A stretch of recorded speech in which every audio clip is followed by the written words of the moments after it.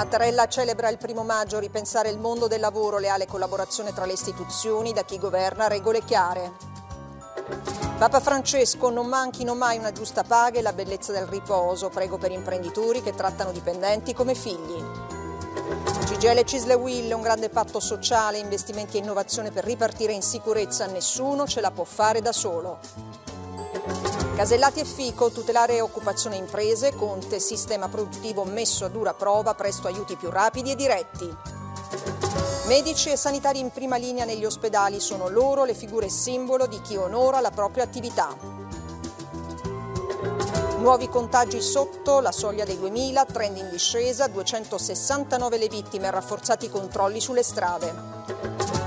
Piazze senza folla, nel mondo in quarantena, si manifesta per i diritti a distanza di 1 metro. Il concertone del 1° maggio diventa virtuale, maratona di artisti per un evento dedicato alla sicurezza.